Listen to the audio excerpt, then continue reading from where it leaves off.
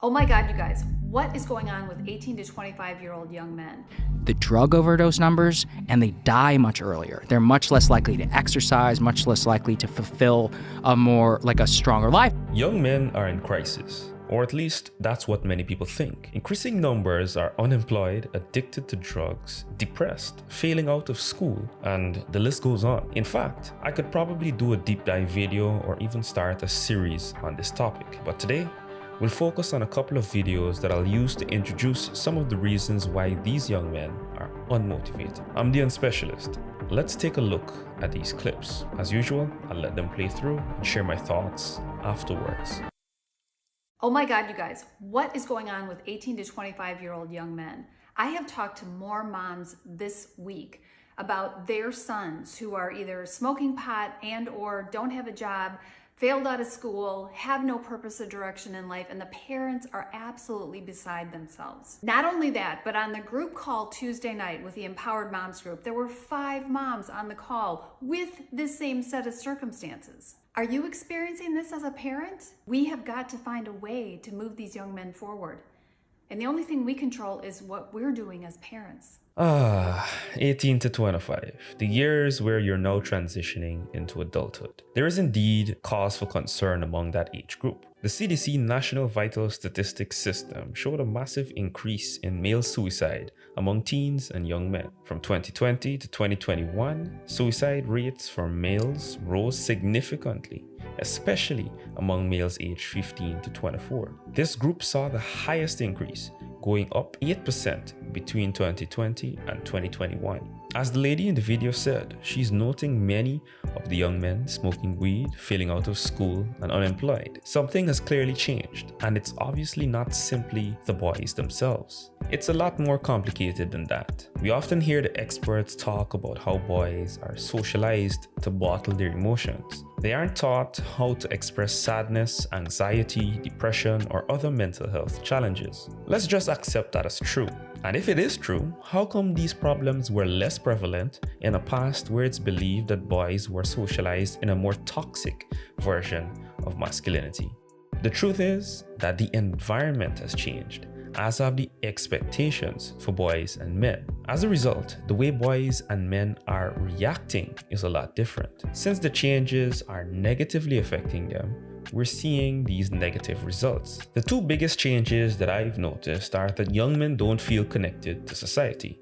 In fact, they feel under attack and under undue scrutiny. This isn't ideal, but it's survivable in isolation. What exacerbates the issue is that young men today are lacking strong, positive relationships. They don't have as many friends to cultivate that sense of brotherhood with. More men are reporting having no close friends. This lack of relationships extends to family too. Young men aren't building strong family connections, which adds to the feelings of isolation and loneliness when dealing with their struggles. As I said before, I can delve deeper into this topic. If you want that, let me know down in the comments.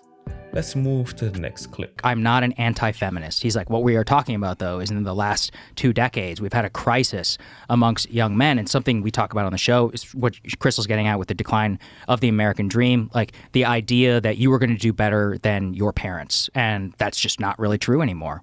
Even if you went to school and you have a shit ton of student debt, even if you're working class in terms of wage growth, upward mobility, people who are graduating from high school who are men and working class having much more trouble actually finding a mate. So there's a big college imbalance right now where a lot of men are dropping out of college. They no longer feel accepted, and you're reaching almost 60-40 splits of women and men in college, especially who are graduating. A lot of women who have college degrees don't actually want to date somebody who doesn't have a college degree. And so there's this big imbalance in the dating market. And then also amongst single men, you see a big decline in lifetime wages. But what really makes me really sad is the drug overdose numbers, and they die much earlier. They're much less likely to exercise, much less likely to fulfill a stronger life. And that's what gets to the charlatanism of like being able to buy into the charlatan, signing up for some MLN scheme that you might see online.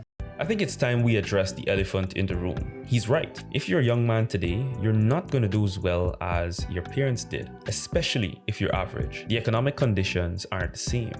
The dream you're being sold is a lie. That disillusionment is part of the reason why there's a college gender gap. Countries and universities are pushing for more female enrollment, particularly in STEM, to remove that gender gap. Meanwhile, men are dropping out, failing out, or not enrolling at all. Some are avoiding the debt trap and doing blue-collar work or other jobs that don't require degrees. However, there is also a growing number of men with and without degrees who will not earn as much as their parents did. That also feeds into some of their struggles in the dating market. There are other factors at play, but all these bleak realities have created an environment where nihilism thrives and men's mental health suffers. This poor environment has created a hole in the hearts of many men who come online and look for content that can inspire them or at least explain the situations that they're going through. Unfortunately, many people, like vultures, line up to exploit their despair, hopelessness, or even helplessness and take advantage of it by